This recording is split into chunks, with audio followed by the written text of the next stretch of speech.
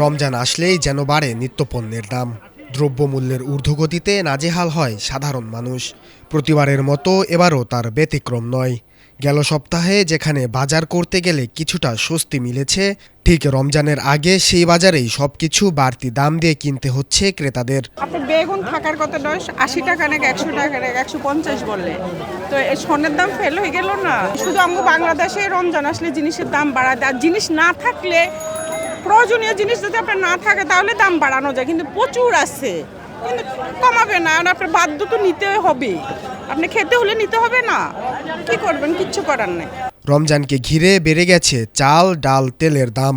বাড়তি দাম দিয়েই এসব পণ্য কিনতে হচ্ছে ক্রেতাদের।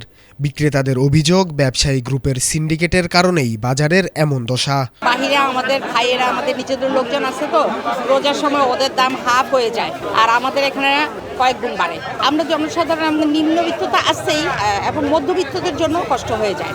একটু বাজার দরটা নিয়ন্ত্রণে থাকলে ভালো হয়। আমি মনে করি যে এটা একটু কন্ট্রোল করার প্রয়োজন, কারণ কি বাজারটা তো সিন্ডিকেট হয়ে যায়।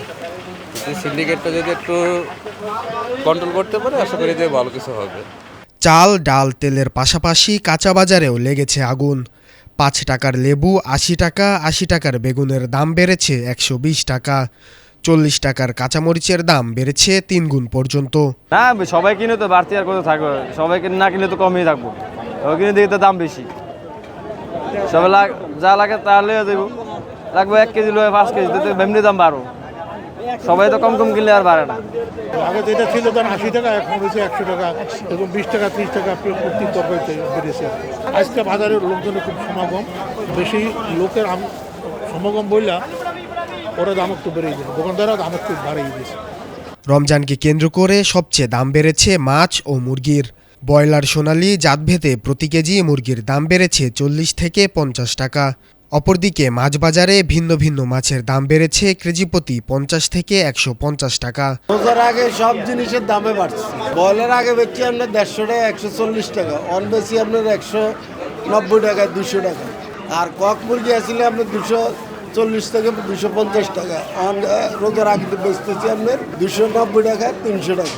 এটা সবসময় রমজান মাস আইলে একটু বাড়তি হয়, কিনলে সবাই একটু বেশি বেশি কিনে, কে জানি না পায় না।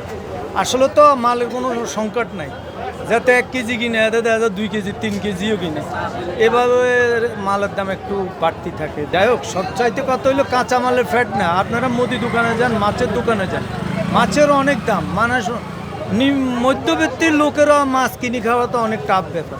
পবিত্র মাসকে ঘিরে যখন সংযম আর সহমর্মিতার বার্তা থাকার কথা, তখনই বাড়তি দামের চাপে কষ্ট বাড়ে সাধারণ মানুষের।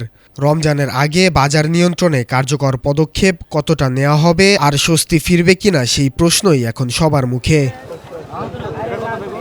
শাহরিয়ার জামিল নূর, এটিএন বাংলা, ঢাকা।